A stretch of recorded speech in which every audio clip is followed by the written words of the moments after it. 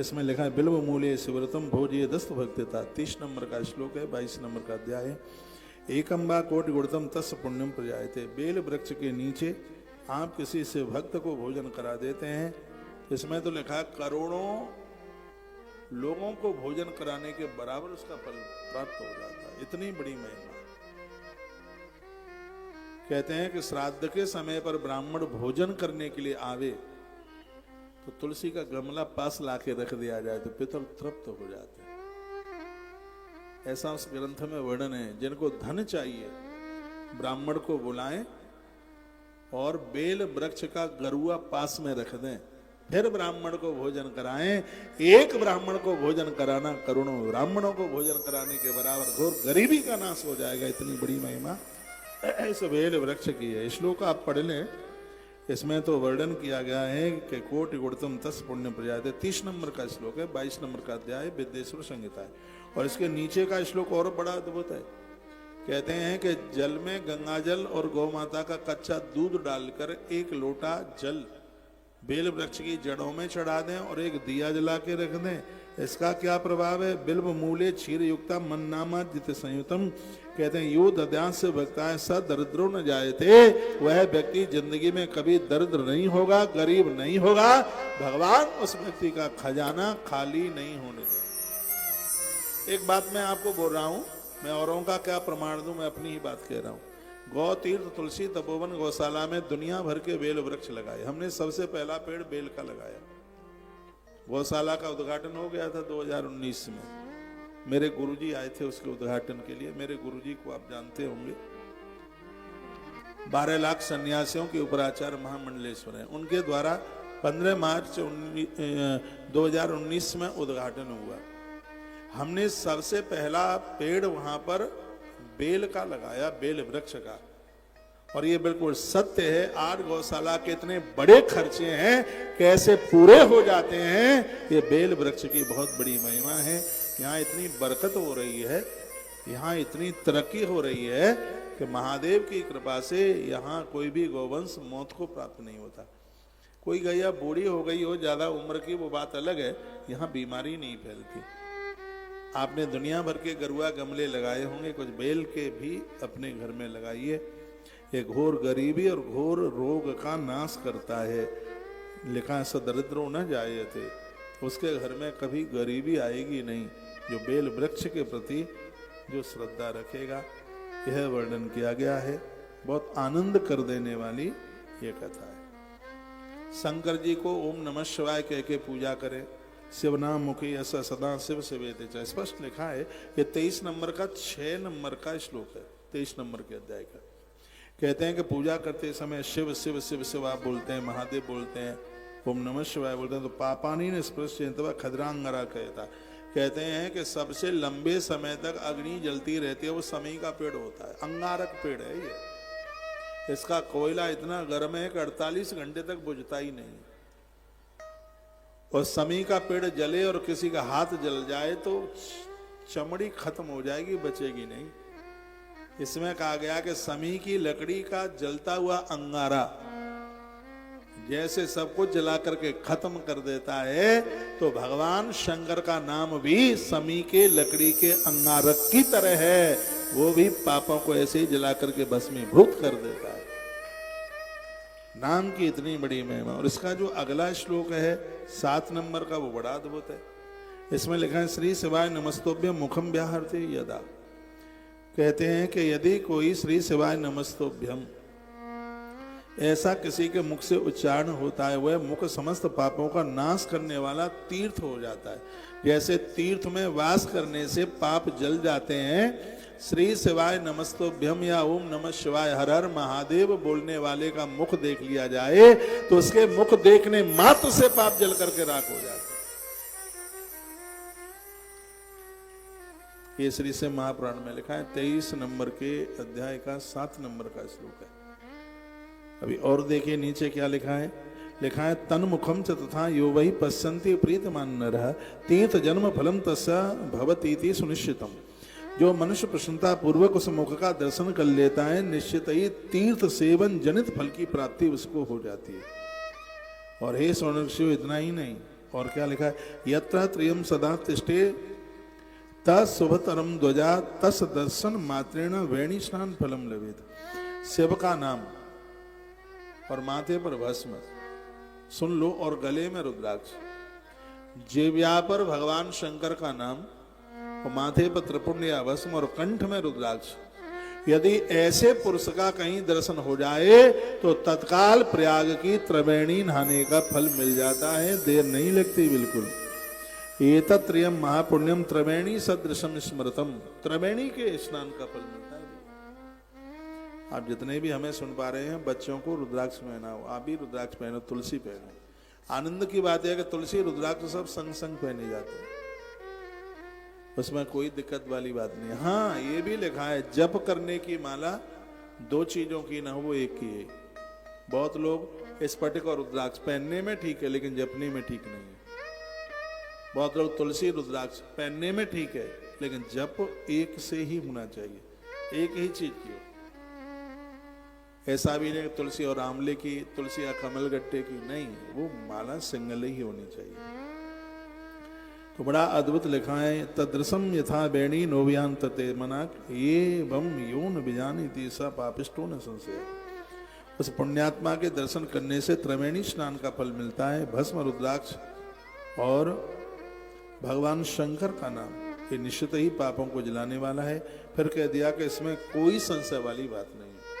यहां तक कह दिया है कि भगवान शंकर का जो नाम है वो भक्ति देता है, शिव जी का जो नाम है वो भक्ति देता है, और जो भस्म है वो संसार की वस्तु,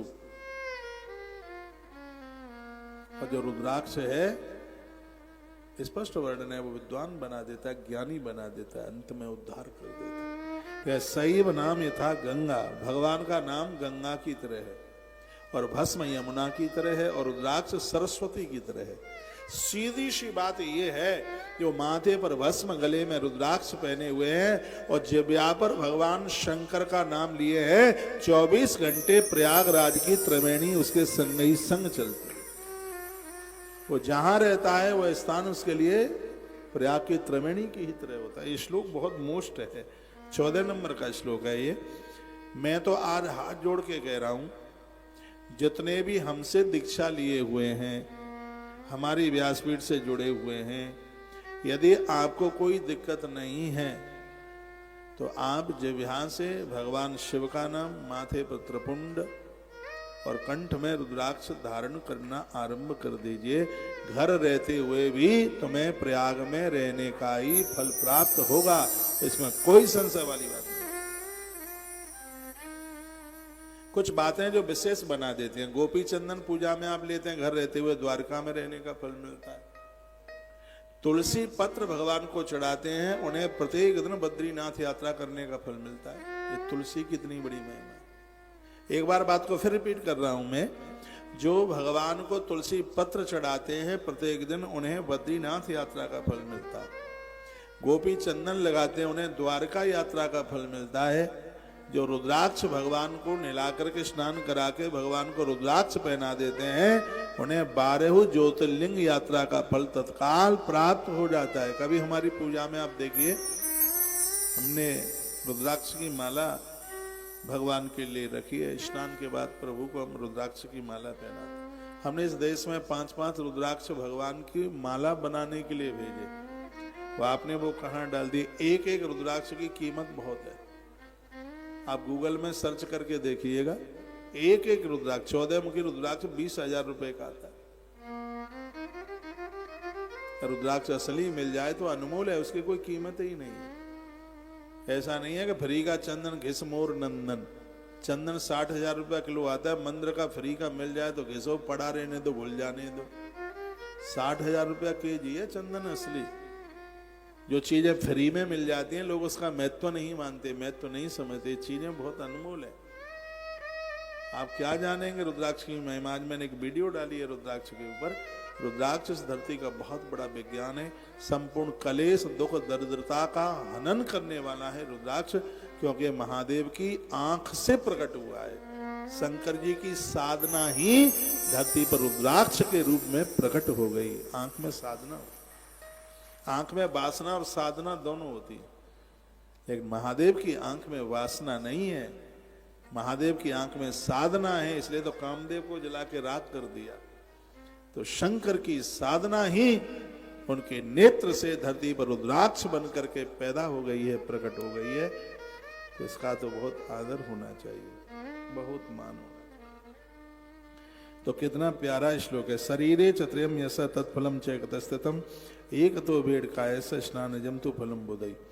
बहुत पहले की बात है, हितकारी ब्रह्मा ने इसके शरीर में उगते तीनों त्रिपुण्य रुद्राक्ष और शिव नाम तीनों को विद्यमान देखा, तो कहते हैं उनके फल को तुला के पलड़े में एक ओर रख दिया और एक ओर त्रिवेणी का स्नान करके जो लोग आए थे उनके पुण्यों को रख दिया। आप सुन नहीं रहे हैं। तदैव तुलितम पूर्वम ब्रह्मणा हित कारिणा। एक तरफ तो रुद्राक्ष और शिव नाम और भस्म तीनों का पुण्य एक पलड़े में रख दिया, और एक पलड़े में रख दिया जो त्रिवेणी स्नान करके आया, पूरा 1 महीना माघ का रह के आया, और तराजू ब्रह्मा जी ने उठाया।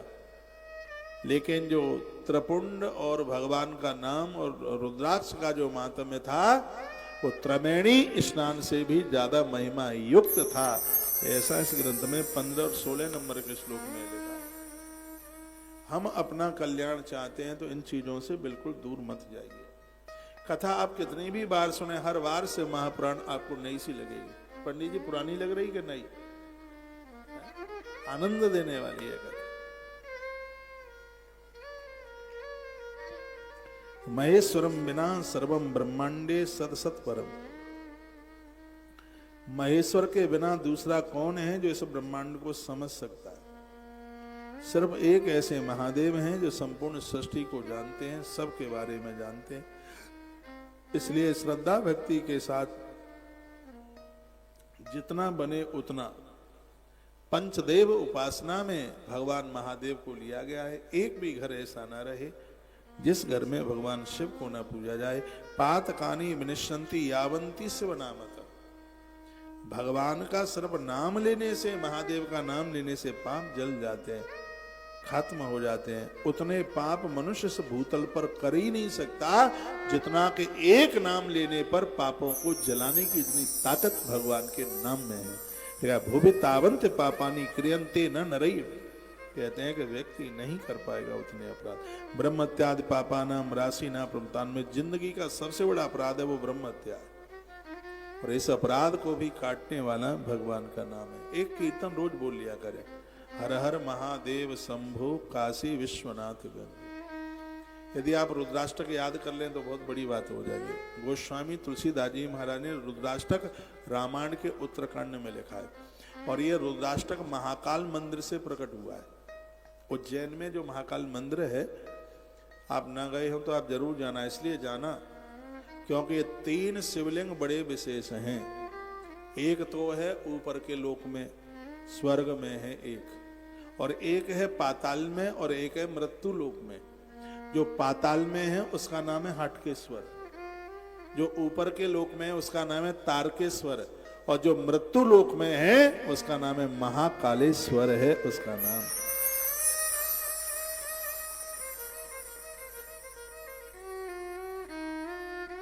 बहुत ही ज्यादा भैया अद्भुत है, बहुत ही ज्यादा दिव्य है।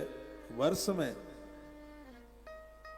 एक आध बार टाइम मिले, समय मिले, महाकाल भगवान के दर्शन करने के लिए जाइए। बोलिए महाकालेश्वर नाथ भगवान की जय हो। अश्वस्थामा की नर हत्या को समाप्त भगवान महाकाल ने किया। कहते हैं कि आज भी अश्वस्थामा भगवान महाकाल की पूजा में लगे। अनजान में बहुत त्रुटियां, बहुत गलतियां हो जाती हैं, लेकिन ये महादेव सबका कल्याण करने वाले हैं। तो मैं तो यहां से निवेदन करके ही कह सकता हूं, और जितने भी महानुभाव पूरे संसार भर तक मुझे सुन पा रहे हैं, इसमें कोई दाम पैसा ना लगे। आप अपने घर में भगवान शिव को स्थापित कीजिए, जलहरी में रखिए, और उनका बंधन, उनका पूजन कीजिए।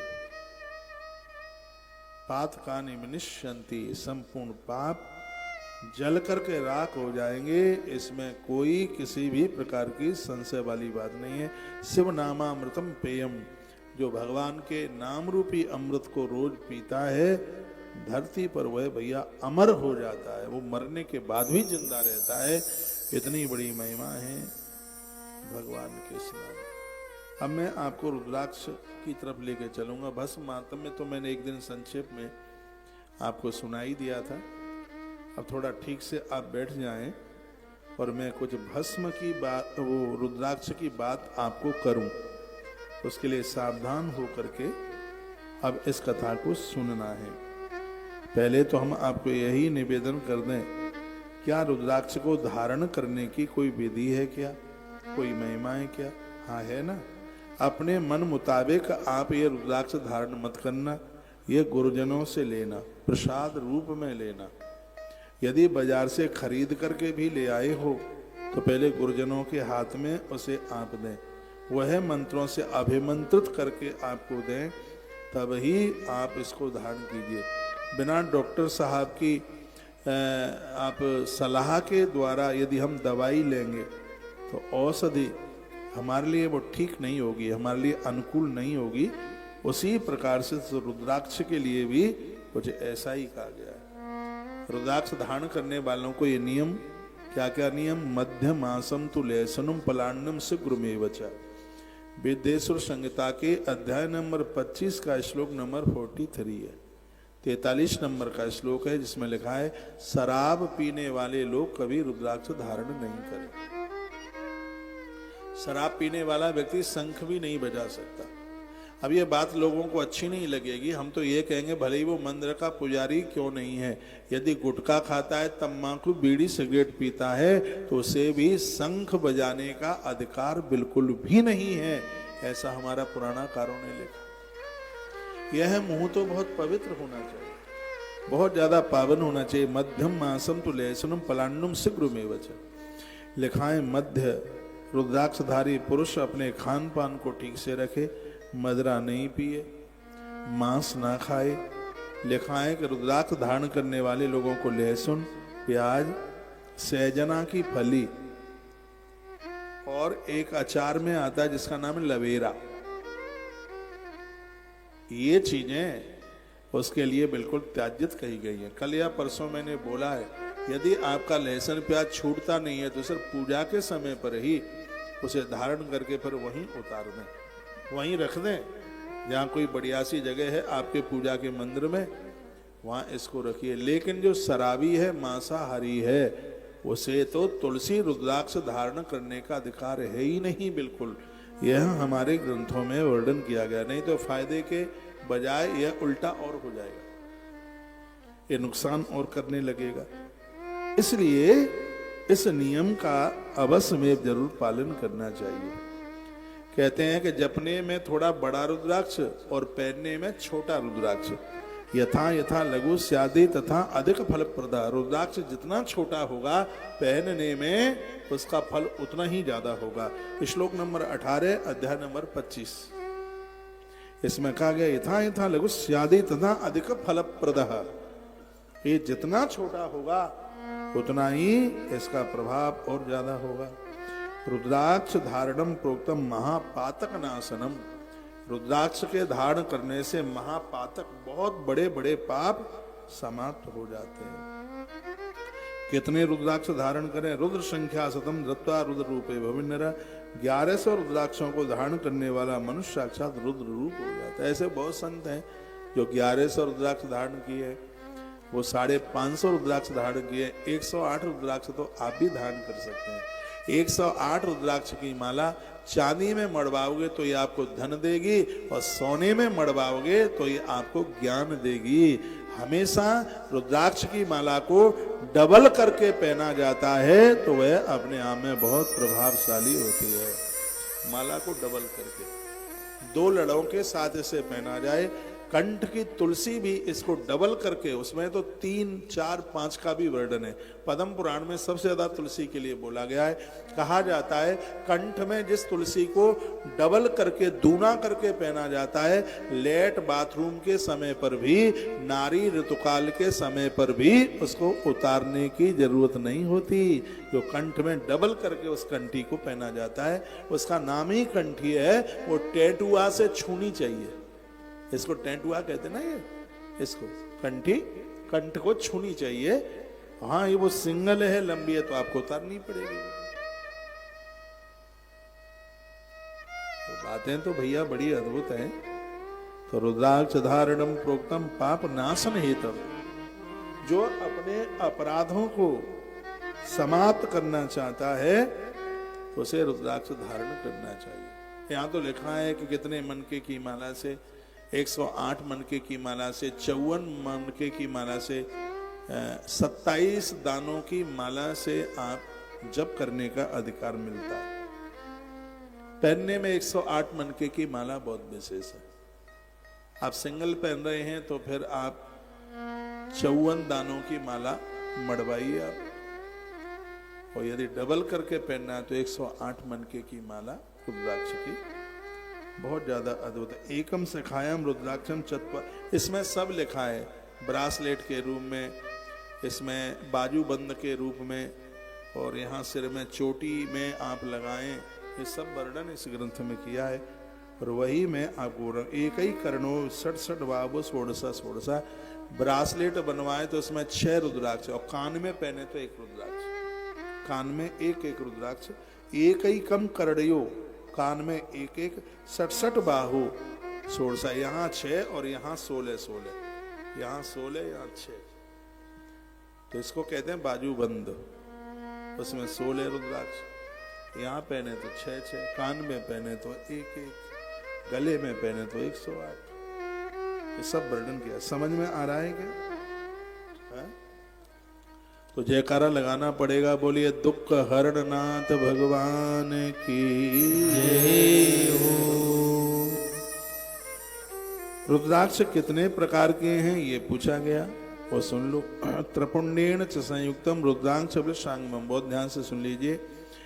रुद्राक्ष धारण करते समय माथे पर त्रिपुंड होना चाहिए, और यहाँ पर ओम नमः शिवाय महामृत्युंजय मंत्र का उच्चारण, मृत्युंजय जपंतम चह दृष्ट्वा रुद्र फलम लभेत। मृत्युंजय जप करते रहें। और उस समय कहते हैं कोई कंठ में रुद्राक्ष की माला और माथे पर त्रिपुंड लगा करके महामृत्युंजय मंत्र का जप करता हुआ दिखाई दे जाए, भगवान व्यास कहते हैं साक्षात रुद्र दर्शन करने का फल मिल गया है। महादेव बाबा के दर्शन का फल मिल गया। टिक मार का लगा लो। 60 नंबर का श्लोक है, 25 नंबर का अध्याय है, रुद्र संहिता है। और जिसको मैं टिक मार का लगाने को बोल रहा हूं तो विशेष है। लिखा है त्रिपुण्येन संयुक्तम रुद्राक्ष बिलसांगम मृत्युंजयम जपंतम च दृष्टा रुद्र फलम लवेत, रुद्र फलम दर्शनम लवेत। तो ऐसा कोई मिल जाए, कोई कंठ में रुद्राक्ष भी है, माथे पर भस्म है, और जिह्वा पर भगवान का नाम है, वो मृत्युंजय जप कर रहा है, महामृत्युंजय जप। उसका भी व्याख्यान कोट रुद्र संहिता में है, मैं बोलूंगा। महामृत्युंजय मंत्र की कितनी बड़ी महिमा है मैं आपको बता ही दूं। महात्मा मृकंड को एक बेटा हुआ, पिताजी ने उसका नाम मार्कंडेय रखा। बड़ी अद्भुत कथा है। लिंग पुराण भी बहुत सुनने के लायक है। मैं बहुत कथाएं लिंग पुराण की शिव महापुराण के साथ जोड़ के सुना देता हूं भक्तों को। तो ज्योतिषियों ने जन्म पत्री इस बच्चे की बनाई और कहा 12 ही साल बच्चा जिएगा, उसके बाद इसकी मृत्यु हो जाएगी। यह कह करके महात्मा चले गए। एक ही बेटा था, महात्मा मृकंड को नाम मार्कंडेय रख दिया। पिताजी को बड़ी दिक्कत थी, बड़ी परेशानी थी। बेटा 10 साल का हुआ, पिताजी बड़े हैरान है। 11 साल का पूरा हो गया, 12 साल में शुरू होने वाला था। पिता आज रो रहे थे जोर से। इतने में खेलता खेलता बालक मार्कंडेय आ गया। मार्कंडेय को नर्मदा जल सिद्ध था। नर्मदा जल का यह प्रभाव है। यह कथा मत्स्य पुराण में बहुत विस्तार पूर्वक है। मत्स्य पुराण बड़ा अद्भुत है, जिसमें कहा गया कि सृष्टि का प्रलय होता है तो मार्कंडेय नहीं मरते, ये जिंदे रहते हैं। उसमें उन्होंने बोला है कि नर्मदा जल पिया, शिव लिंग का मैंने पूजन किया, ये उसका प्रभाव है। तो ये पूरी कथा आप सुन लें। तो पिताजी बहुत चिंतित थे, पिताजी रो रहे थे। छोटा बच्चा 11 साल का, पिताजी की आंखें आंसू पहुंचने लगा। कहने लगा, पहले पिताजी को बाबा बोलते थे, पुरानी बात थी, बाबा आप क्यों रो रहे हैं? तो श्री मार्कंडेय जी कहने लगे, कहा बेटा हमसे सहन नहीं होगा, बस तुम इसी साल के अंत में दुनिया छोड़ के चले जाओगे। संतों ने कुंडली बना करके ये बात कही है। एक ही इकलौता बेटा, मेरी छाती दधक रही है, इस वर्ष में मेरा पुत्र दुनिया छोड़ करके चला जाएगा, ये कष्ट मुझसे सहन नहीं होता। पुत्र ने कहा, पिताजी मैंने आज तक आपसे कुछ नहीं मांगा, बस मांगे मुझे ये अनुमति दे दो कि मैं काशी जाना चाहता हूं, मुझे काशी जाने के लिए अनुमति दे दो। मरना तो है ही, काशी में मरूं कल्याण हो जाएगा। पिता रोते रहे। पिता के चरण छू करके परिक्रमा करता हुआ बालक मार्कंडेय काशी विश्वनाथ मंदिर में महामृत्युंजय मंत्र का जप करने लगा।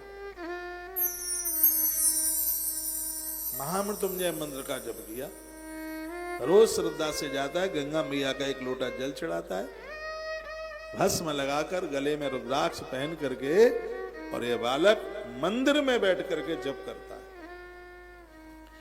12वें वर्ष का वो दिन आ गया। ये मैं महामृत्युंजय मंत्र की महिमा बता रहा हूं। 12वें वर्ष का वो अंतिम दिन आया कि बालक मंदिर में बैठा था और यमराज वहीं आकर के प्रकट हो गए, उसके प्राणों को खींचना शुरू कर दिया। जैसे ही बालक के प्राण खींचे तो बच्चे ने अपने हाथों में पिंडी को ऐसे भर लिया, इसको ऐसे भर लिया। अब वो खींचे, मार्कंडेय रोवे। मार्कंडेय ने कहा, प्रभु मैं मर जाऊं चिंता की बात नहीं है, बदनामी आपकी हो जाएगी।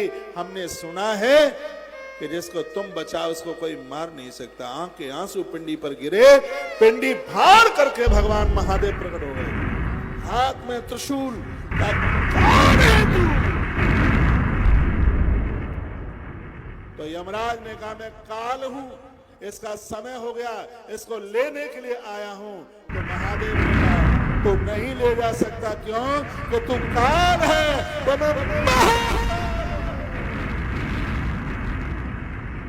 उसको नहीं लेकर के जा पाएगा।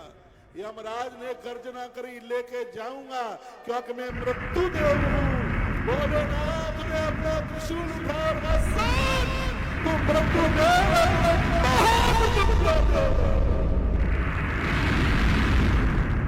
इसको लेकर के नहीं जा सकते। मृत्युदेव यमराज महादेव के चरणों में गिर गए। डर तो नहीं गए थे आप? अब जैसे शंकर जी बोले तो मुझे भी तो वैसे ही तो बोलना पड़ेगा। चरणों में गिर गया यमराज। यमराज ने कहा, कब तक इसको लेने को ना आऊं? महादेव ने कहा कि इसने मेरा महामृत्युंजय मंत्र जपा है। जो मेरा नाम जपता है यमराज, आज से कभी भी, ये तो क्या, किसी को भी मेरी अनुमति के बिना उसे लेने के लिए मन चले जाना। ये शंकर जी बोले। शिव के नाम की महिमा है, महादेव के इस महामृत्युंजय मंत्र की महिमा। लिखा है, त्रिपुण्डेन च संयुक्ता रुद्राक्षा विलसांगकम मृत्युंजय जपंतम च दृष्ट्वा रुद्र फलम लवेत। माथे पर त्रिपुंड लगाता हुआ, कंठ में रुद्राक्ष पहने हुए, यदि कोई आपको महामृत्युंजय मंत्र जपते हुए दिखाई दे जाए तो रुद्र दर्शन का ही फल प्राप्त होता है। इसमें कोई संशय वाली बात नहीं है। यह आप रुद्राक्ष महिमा सुन रहे हैं। एक मुखी से लेकर के 14 मुखी तक रुद्राक्ष की बात इस ग्रंथ में कही गई। आजकल मशीनों से 24 मुखी भी बन रहे, 22 मुखी भी बन रहे, लेकिन असली रुद्राक्ष है वो 14 मुखी तक ही मिलता है। से महापुराण के 25 लेसन इसमें वर्णन किया गया है। चैप्टर बड़ा अद्भुत है, सुन लो। भगवान शंकर कहते हैं शृणु पार्वती सद्भक्त्या भक्ति मुक्ति फल प्रदान। देवी ध्यान लगा के सुनना, क्योंकि रुद्राक्ष का महात्म्य सुनने से भोग और मोक्ष दोनों मिलते हैं। कि भोलेनाथ बोले, वो कहते हैं कि देवी एक बार मैं समाधिस्थ था, मैंने बहुत लंबे समय तक समाधि लगाई, मैंने आंखें खोली तो कुछ लोग मुझे अपराध करते हुए दिखाई दिए, कुछ लोग मुझे साधना करते हुए दिखाई दिए। मेरी दोनों आंखों में से आंसू निकले। मुझे प्रसन्नता भी थी और मुझे दुख भी था। जो दुख का आंसू था वो मेरी बाईं आंख से निकला, जो खुशी का आंसू था वो मेरी दाहिनी आंख से निकला। बाईं आंख से जो आंसू गिरा उससे बैतरणी बन के तैयार हो गई। पापी लोग इसी में फेंके जाते हैं, उन्हें भारी कष्ट मिलता है। बैतरणी मेरी आंख के बाएं आंख के आंसू से पैदा हुई, शिव कहते हैं। लेकिन मेरी दाहिनी आंख से 14 बूंदें गिरी धरती पर। शंकर जी कहते हैं मेरे दाहिने नेत्र से अश्रुपात हुआ, 14 बूंद धरती पर गिरी और वही 14 बूंद 14 तरह के रुद्राक्ष के रूप में वृक्ष तैयार हो गए। इसके श्रोता स्वयं भवानी पार्वती है और इस कथा के कथावाचक स्वयं भगवान महादेव हैं। आप रुद्राक्ष महिमा सुनने के जा रहे हैं, सुनने के लिए इसको ठीक से सुन लीजिएगा। माताओं का पांडाल पूरा भर गया तो उधर जो भी अब माताएं आए इधर पुरुषों के क्षेत्र में आकर के बैठ जाएंगे। आप ही महान हैं, पुरुषों के पास टाइम कम है। जहां देखें मंदिर में कथाओं में आपकी ही संख्या ज्यादा होती है और मैं आपके लिए तालियां बजाता हूं यहां से कि आपने पांडाल फुल कर दिया।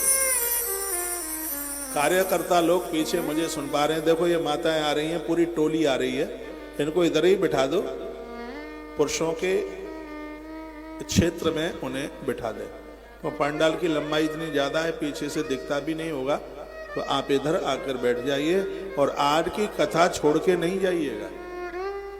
आज की कथा ही इतनी अद्भुत है, बहुत आनंद देने वाली ये कथा है। आइए, तो 14 बूंद धरती पर गिरी शिव के आंसुओं की, तो वो 14 बूंद ही 14 प्रकार के रुद्राक्ष बन करके तैयार हो गए। मां पार्वती ने कहा कि भगवान आप एक एक करके इस रुद्राक्ष की महिमा को आप सुनाए। पुरुष लोग जहां बैठे आप ठीक बैठे हैं, बैठे रहिए, बैठे रहिए, आप मत खड़े होइए, उनके पीछे माता बैठे। तो भगवान पहले मुखी रुद्राक्ष, दूसरा, तीसरा, चौथा, 5, 6, 7, 8, 9, 10, 11, 12, 13 और 14 सबके बारे में आप बताएं। तो शृणु पार्वती सद्भक्त्या भक्ति मुक्ति फल प्रदा। हे देवी, इस रुद्राक्ष की महिमा को सुनने से भोग और मोक्ष शंकर जी कहते हैं दोनों मिलते हैं। पहला रुद्राक्ष है, उसका नाम है हे देवी एक मुखी। मुखी का मतलब प्रकार। पहले प्रकार का जो रुद्राक्ष है एक मुखी, उसका एक मुख है, एक मुख है उसका। एक वक्त्रः शिवा साक्षात भुक्ति मुक्ति फलप्रदा तस् दर्शन मात्रेण ब्रह्मत्याम व्यपोहति। एक मुखी रुद्राक्ष साक्षात मेरा ही स्वरूप है। यदि उसका दर्शन करने को मिल जाए तो ब्रह्म हत्या जैसे महापातक समाप्त हो जाते हैं। लेकिन ये मिलता नहीं है, बाजार में सब नकली मिलता है। 2100 रुपए में आता है बाजार में, 21 लाख में भी उपलब्ध नहीं है। तो एक मुखी रुद्राक्ष साक्षात महादेव का ही स्वरूप है, शिव स्वरूप है। ये होता ही शंख की आकृति का, जितना आजकल बाजार में आता है काजू की तरह होता है, यानी शंख के बराबर होता है। और ये पहना कहाँ, इसको तो पूजा जाता है। इसके पूजन मात्र से इसकी महिमाएं तस् दर्शन मात्रेण ब्रह्म हत्याम व्यपोहति। इसके दर्शन मात्र से ब्रह्म हत्या जैसे महापातक समाप्त हो जाते हैं। बहुत ज्यादा पावरफुल है। जो भगवान शिव के आंख के पहले आंसू से जो प्रकट हुआ उसका नाम एक मुखी रुद्राक्ष। इसको तो स्मरण भी कर लिया जाए तो कल्याण। इतना प्रभावशाली है यह, लेकिन यह है नहीं। बताते हैं नेपाल में यह रुद्राक्ष, एक मुखी रुद्राक्ष भगवान पशुपतिनाथ भगवान के मंदिर में है। वहां भी साल में एक ही बार दर्शन होता है, शिव महारात्रि के दिन भक्त लोग उसका दर्शन कर पाते हैं। मैंने दर्शन तो नहीं किया, लेकिन मैंने सुना तो है ही। मेरी कोपर खेतरी नगर में कथा हुई, वहां किसी सज्जन ने हमें यह बताया कि पशुपतिनाथ भगवान के मंदिर में अद्भुत एक मुखी रुद्राक्ष, उसकी आकृति शंख के बराबर, इतना बड़ा है। उसके बाद में है दूसरा रुद्राक्ष है जिसका नाम है दो मुखी। द्वक्त्रो देव देवेशा सर्व काम फलप्रदा विशेषता रुद्राक्षो गोवधम नाशयेत ऋतम। मैंने तो पूर्व में भी बोला है, धरती के जितने भी ड्राइवर लोग हैं, गाड़ी चलाते हैं, सड़क पर ज्यादा रहते हैं, ऐसे लोगों को अपने गले में या अपनी गाड़ी में दो मुखी रुद्राक्ष रखना चाहिए। घोर एक्सीडेंट से व्यक्ति बच जाएगा, प्राण बच जाएंगे। हमने अपनी गाड़ी में लगा रखा है, कई बार गाड़ियां टकरा गई लेकिन सब सुरक्षित। इसका हमने ये प्रभाव देखा है। चलते समय देखो गाड़ियों से गैया टकरा जाती है, बहुत बार ऐसा होता है, और जीव जानवर टकरा जाते हैं। तो लिखा है कि दो मुखी रुद्राक्ष इतना विशेष, 10 रुद्राक्षो गोवधम नाशयेत ऋतम। ये दो मुखी रुद्राक्ष इसका इतना बड़ा फल है, विशेष रूप से गो हत्या जैसे, जीव हत्या जैसे महापातक नष्ट हो जाते हैं इसके द्वारा। इतना बड़ा इसका ये मातम है। दो मुखी रुद्राक्ष है, हमने बहुत भक्तों को दिया है। अभी हम साल पहले अयोध्या आए थे कथा करने के लिए, काफी रुद्राक्ष बांटा लोगों को दिया। यहाँ भी यदि होगा तो उपलब्ध हो जाएगा। आगे है 3 मुखी रुद्राक्ष, इसको ठीक से सुन लें। ये 3 मुखी रुद्राक्ष बच्चों की विद्या के लिए, पढ़ाई के लिए मृत्यु लोक का वरदान है। 3 मुखी रुद्राक्ष। त्रवक्त्रो यो ही रुद्राक्ष साक्षात साधनदः सदा तदा प्रभाव भवे युर्वही विद्या सर्वा प्रतिष्ठिता। इसके धारण करने से, 3 मुखी रुद्राक्ष को धारण करने से सारी विद्याएं प्रतिष्ठित हो जाती हैं। किताब पढ़ लेना ही विद्या नहीं है, विद्या क्या क्या है? नाचना भी एक विद्या है, कला खेलना भी एक विद्या है, गाड़ी चलाना भी एक विद्या है, कंप्यूटर चलाना भी एक विद्या है, हारमोनियम तबला बजाना ये भी एक संगीत की विद्या है। तो ये क्या लिखा है इसमें? सर्वा प्रतिष्ठा विद्या। ये सर्वा शब्द लिखा है वो बड़ा अद्भुत है। तो इसमें लिखा है कि जो 3 मुखी रुद्राक्ष को धारण करेंगे उनके पास संपूर्ण विद्या चल करके आ जाएगी, कोई विद्या रहेगी ही नहीं।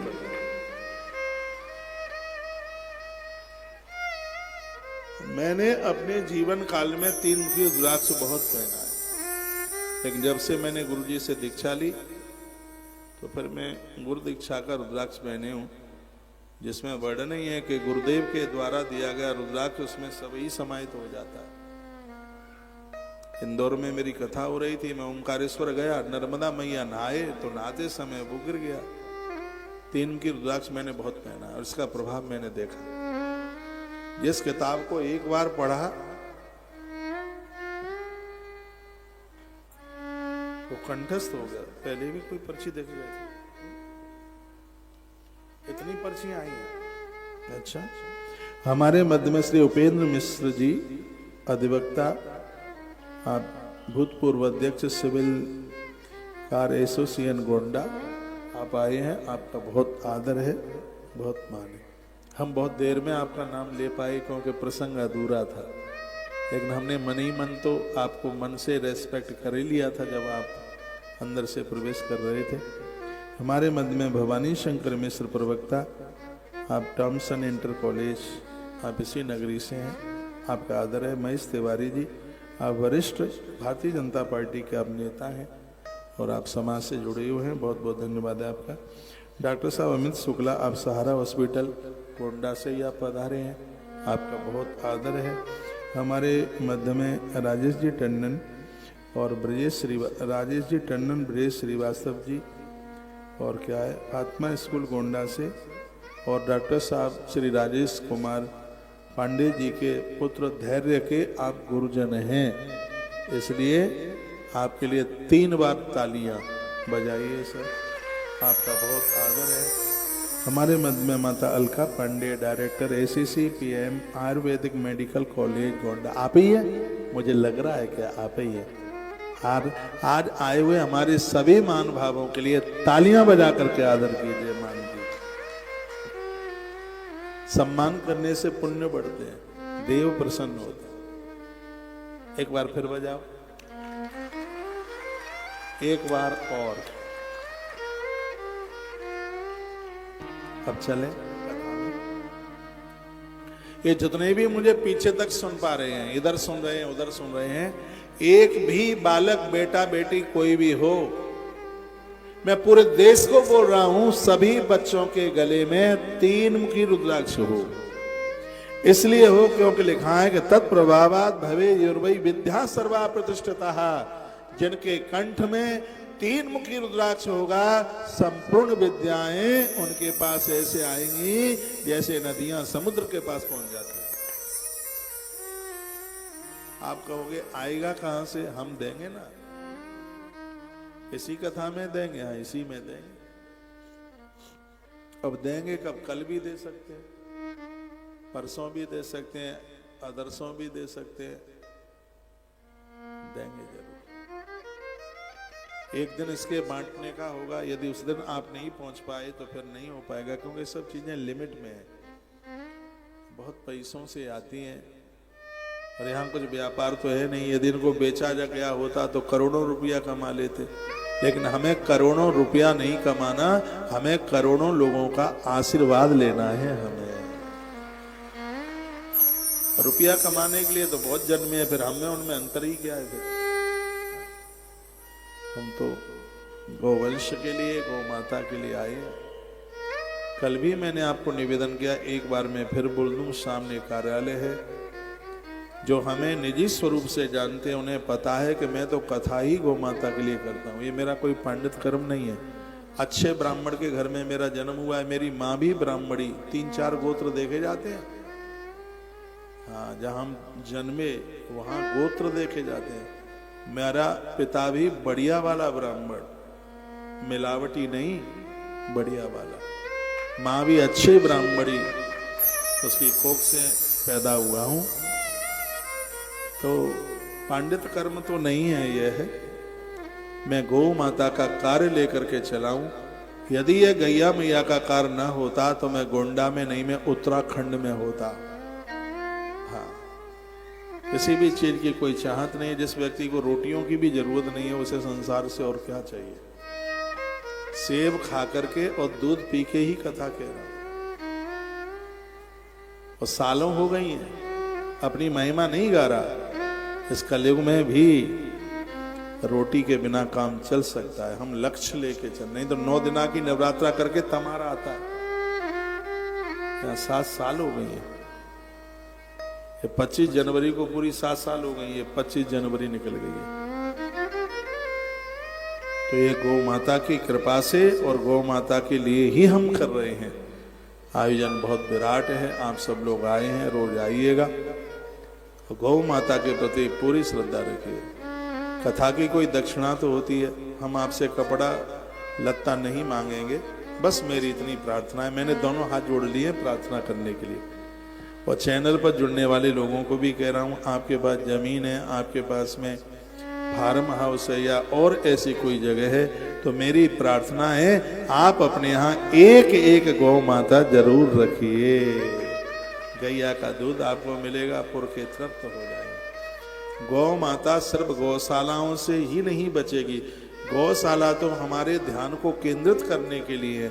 जब तक यहाँ का हर व्यक्ति गौ माता के प्रति श्रद्धा नहीं रखेगा, तब तक गौवंश बच नहीं पाएगा। यह देश 80-85% गांवों में बसता है। 85% लोग गांवों में बसते हैं। तो यदि वही एक गौ माता रख ले तो गौ माता की दुर्दशा नहीं होगी भैया। कैसे भी बचा लो। जिनके पास बड़े बड़े मंदिर हैं, 500 बीघा जमीन है, लेकिन गैया मैया नहीं है एक भी। मैं ये जितने भी बड़े मंदिर हैं उनको मैं कहूंगा तुम्हारे पास लाख गाय की गौशाला होनी चाहिए। बांके बिहारी जी मंदिर, वृंदावन का बहुत बड़ा मंदिर है। इस मंदिर के पास ऐसी गौशाला होनी चाहिए जिसमें लाख गैया हो। महाकाल भगवान का मंदिर, ऐसी गौशाला होनी चाहिए जिसमें लाखों गैया और लाखों नंदी होने चाहिए। द्वारकाधीश का मंदिर, बद्रीनाथ का मंदिर, कितना बड़ा मंदिर है तृप्ति बालाजी का। ये जितने भी बड़े मंदिर हैं इनकी बहुत बड़ी आमदनी है। अब इन मंदिर के ये संस्थाएं लाख लाख गैया मैया की सुरक्षा करें तो आप विचार कीजिए गौ माता के जय जयकार हो जाएगा, जय जय उद्घोष हो जाएगा। लेकिन दुर्भाग्य इस देश में ऐसे बहुत मंदिर हैं जिसमें दूध पॉलीथिन का आता है, एक भी गैया नहीं है। वो मेरी दृष्टि में है, वो अब मैं यहां से क्या करूं। इतने बड़े बड़े मंदिर हैं लेकिन गैया नहीं। प्राण प्रतिष्ठित मंदिर के लिए दिया घी का गौ माता का, और भोग में गौ माता का दूध चाहिए। मंदिर भी धंधे बनते हुए जा रहे हैं, चढ़ावे के लिए मंदिर खड़े हो गए हैं। ये मंदिर जगत के कल्याण के लिए है। जब इस देश में गौ माता ही नहीं बचेगी भैया, सबको समाप्त हो जाएगा, सबको नष्ट हो जाएगा, कुछ नहीं बचेगा। तो आज इस पाटन की पवित्र धरती से मैं आग्रह पूर्वक निवेदन करके कह रहा हूं, बहुत बड़ा कृषक समूह मुझे सुन पा रहा है, और हमें हमारी कथा की बस यही दक्षिणा दे दो कि एक एक गौ माता आप सब अपने यहां रखो, और जिनके पास नहीं है वह गौशालाओं में रखो। और ऐसी गौशाला में जहां गाय मरे नहीं तो गौशालाएं भी जेल हो रही है। सरकार से फंड पैसा आता है, सब हजम हो जाता है, कुछ बचता ही नहीं। एक दिन यहाँ पत्रकार लोग मुझे पूछ रहे थे, मैं कह रहा था कि इन गौशालाओं का पैसा गवर्नमेंट तत्काल बंद करे, इस पैसा को प्रदान खाने में लगे। यदि यहाँ कोई बैठे हो तो भले ही बुरा लगे तो लगे, मैं आपको नहीं कह रहा, मैं सबको बोल रहा हूं। इस पैसा को नेता खाने में लगे, इस पैसा को अधिकारी खाने में लगे, इस पैसा को गौशालाएं आज बहुत बड़ा धंधा बन गई हैं, और इसके ऊपर कार्रवाई होनी चाहिए। यूपी का मुखिया बहुत बढ़िया गौ भक्त है और पक्का सनातनी है, इसमें कोई दोहराने वाली बात नहीं है। आज उत्तर प्रदेश मुस्कुरा रहा है। ऊपर की सरकारें चाहें और ये हमारा मुखिया इस प्रदेश का मुखिया बना रहे तो उत्तर प्रदेश भारत में सर्वोच्च होगा, सबके ऊपर होगा। मेरी बात को लिख लेना। मेरे खून में राजनीति नहीं है, ना ये बात मैं किसी को प्रसन्न करने के लिए कह रहा हूं। मैंने यूपी में बहुत कथाएं की हैं, मैंने गोली खाई है, मैंने चाकू खाए है। हमने गौ माता को दोपहर के समय में गाड़ियों में लोड होते देखा है, हमने युद्ध लड़े, हमारे ऊपर बार हुए हैं। लेकिन आज यूपी में मुस्कुराहट है, थोड़ी सी दिक्कत है, और ये भी और ठीक से हो जाए, बढ़िया से हो जाए। इसके लिए सशक्त कानून किए जाएं, और गौ माता को काटने वाले जितने लाइसेंस हैं उन सबको रद्द कर दिया जाए, तो हमारा राजा किसी भगवान से कम नहीं। ये कानून पारित किया जाए। ये देश को यूजीसी की जरूरत नहीं है। हम चारों भाई पास पास बैठे हैं, उसकी बिल्कुल जरूरत नहीं है। हम चारों को अलग ना करें, हमें हमारी गौ माता से जोड़ें। गौ माता सबके कलेजे में बसे। जैसे अवध की धरती पर राम मंदिर बना, ऐसे गौ माता राष्ट्र माता बने। वो भारत का सर्वोच्च दिन होगा, सबसे बड़ा दिन होगा। मैं तो आप सबसे आग्रह करता हूं, घर की पहली रोटी गौ माता को दें। माता यशोदा ने ईश्वर को अपने घर में उतार दिया। पहली रोटी गोवंश के लिए, गौ माता के लिए जाती है। गाय समृद्धि है, उसके चरणों में चारों पुरुषार्थ बसते हैं। ऐसी है गौ माता। अपने बच्चों को एक रोटी दो, कहो बेटा पहले गौ माता को खिलाते। आज मैंने आह्वान इस धरती से किया है, जिनको जमीन है,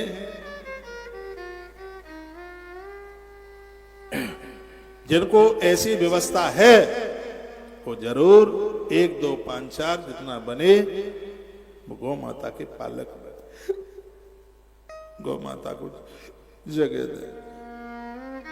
गौ माता की गोचर भूमि लोग खा गए, बची नहीं, छोटी नहीं। ये जमीन सब आप लोगों की ही थी। पहले के लोगों ने अपनी जमीन का, किसी ने 2 भाग, किसी ने 4 भाग, किसी ने 10 भाग दे दिए। 100 बीघा जिनकी थी उन्होंने 10 बीघा दे दी। लेकिन गौ माता की गोचर भूमि खाली कराई जाए। हाँ, इसके ऊपर बिंडोजर चलना चाहिए। बाबा का बिंडोजर, यूपी के बाबा तो बिंडोजर में। क्यों, आप क्यों जा रहे हैं दादाजी? मेरी कोई बात बुरी लग रही है आपको? मैं तो गोचर भूमि को खाली कराने की बात कर रहा हूँ। हाँ, आप चले जाइए, हाँ चले जाएं आप। जनेऊ का अंटा चढ़ाना है, चले जाएं आप, कोई बात नहीं, फिर आ जाना। अब मैं आपको पुनः ये जोड़ रहा हूं। त्रिवक्त्रो यो ही रुद्राक्ष साक्षात् साधन सदा तत्प्रभावात भवे युर्वई विद्या सर्वा प्रतिष्ठिता। तीन मुखी रुद्राक्ष है, वह संपूर्ण विद्याओं को दे देता है, इसमें कोई संशय नहीं है। बाल रोग विशेषज्ञ डॉक्टर साहब पी.के. अग्रवाल जी हमारे मध्य में पधारे। कहाँ बैठे हैं आप? आपका बहुत रेस्पेक्ट है, स्वागत है, आपका आदर है, आप आए हैं, अच्छा लगा। तो तीन मुखी रुद्राक्ष की महिमा है। माताओं, अपने बच्चों को तीन मुखी रुद्राक्ष पहनाना। चतुर्वक्त्रः स्वयं ब्रह्मा नरहत्यां व्यपोहति दर्शनात् स्मरणात् सद्या चतुर्वर्ग फलप्रदाः। चार मुख वाला रुद्राक्ष साक्षात ब्रह्मा का रूप है और इसके द्वारा गर्भ में संतान समाप्त न हो। गर्भिणी नारी के लिए उसके कक्ष में रख दे, उसके आसपास इसको रख दें। चार मुखी रुद्राक्ष गर्भस्थ शिशु की रक्षा करता है, नर हत्या से हमारा बचाव करता है। ये इसकी इतनी बड़ी महिमा, इसके दर्शन करने मात्र से चारों पुरुषार्थों की प्राप्ति हो जाती है। मेरी बड़ी श्रद्धा है चार मुखी रुद्राक्ष के प्रति, क्योंकि इसका ये महात्म्य मैंने पढ़ लिया। चतुर्वक्त्र स्वयं ब्रह्मा, साक्षात ब्रह्मा। ब्रह्मा सृष्टि का सृजन करते हैं, बनाते हैं। और माता भी जब बच्चे को जन्म देती है तो ब्रह्मा का ही तो काम करती है। गर्भ में बच्चा हो और कोई माता कंठ में चार मुखी रुद्राक्ष पहने हो, उसकी कोख से जन्म लेने वाला बच्चा बहुत बड़ा विद्वान होगा, बहुत बड़ा योग्य होगा। ये चार मुखी रुद्राक्ष की महिमा है भैया, इसका ये महात्म्य। यदि गलत बोल रहा हूं तो मेरी बात कोई काट के बताए। मैं श्री शिव महापुराण के अध्याय नंबर 25 के श्लोक नंबर 68 से बात कर रहा हूं। नरहत्या जैसे महापातकों से मुक्त। और मैं तो कहूंगा जिस नारी के गर्भ में संतान समाप्त हुई है या जानबूझ करके गर्भ में बच्चों को खत्म कर दिया, उस नारी को अवश्य में चार मुखी रुद्राक्ष धारण करना चाहिए। ये इसका प्रायश्चित है। इसके अधिपति स्वयं विधाता ब्रह्मा है, स्वयं ब्रह्मा जी हैं। दर्शनाथ स्मरणाथ साक्षात चतुर्वर्ग फल प्रदा, चारों पुरुषार्थों को देने वाला है। अब उसके बाद में है वो पांचमुखी रुद्राक्ष, इसकी भी बड़ी महिमा है। इसके धारण करने से चातुर्मास व्रत करने का फल प्राप्त होता है। यदि धोखे में किसी भी प्रकार से किसी पराई नारी के साथ जुड़ करके और किसी पुरुष ने अपने धर्म को बिगाड़ लिया, किसी स्त्री ने पराये पुरुष के साथ जुड़ करके अपने धर्म को बिगाड़ लिया, तो उसका प्रायश्चित है पांच मुखी रुद्राक्ष। लिखा है पंचवक्त्र स्वयं रुद्रः कालाग्नि नामतः प्रभु सर्व मुक्ति प्रदश्यैव सर्व काम फलप्रदः। पांच मुखी रुद्राक्ष कामों को बिगड़ने नहीं देता। और इसकी महिमा क्या? अगम्या गमनम पाप भक्ष्य शस्य भक्षणम। अगम्यागमन, जिसके साथ भोग नहीं होना चाहिए था, जिसके साथ संबंध नहीं होना चाहिए था, जो शास्त्र के विपरीत था, फिर भी उस कानून की धज्जियां उड़ा दी और एक कुकर्म हो गया, अनजान में हो गया, अपराध हो गया, अपराध हो ही गया। जो चीजें खाने की लायक नहीं थी, अभक्ष शब्द लिखा हुआ है, उसका भी भक्षणम, उसको भी खाया, शराब पी, मांस खाया, अपराध किया। जिसने ये अपराध किया है, शर्त ये है कि गलती दोबारा से न दोहराए, पांच मुखी रुद्राक्ष धारण कर ले महादेव, उसके पापों को जला देंगे, वो गारंटी देते हैं।